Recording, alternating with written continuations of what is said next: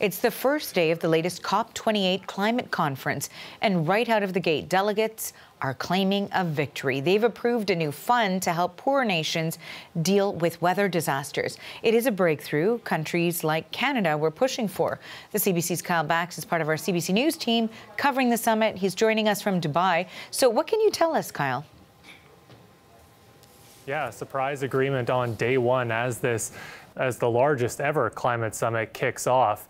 What nations agree to is to create the first climate damage fund. So essentially, wealthy countries will contribute funds that will go to the World Bank, which will then disperse that money to developing countries which are dealing with the impacts of climate change, specifically devastating floods, droughts, and of course, rising sea levels. The two biggest contributors so far are the host country, the UAE, and Germany, both contributing $100 million US.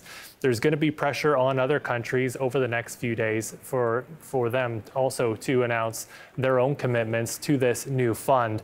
And having this type of a breakthrough on day one of COP28 is raising hopes that there could be other deals over the next 2 weeks as this event takes on over all these other days. One of those deals could be tripling the amount of renewable energy that is produced around the world by the end of the decade, by 2030. That's what some countries are pushing for and are hopeful a deal will come on that front.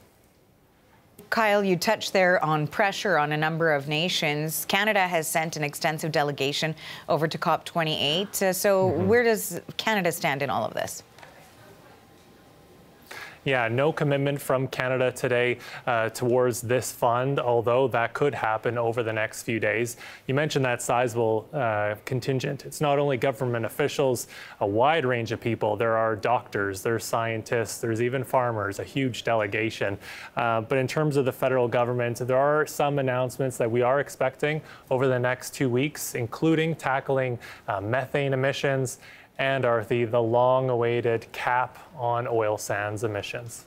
Thank you for this, Kyle. That is the CBC's Kyle Bax reporting for us from Dubai.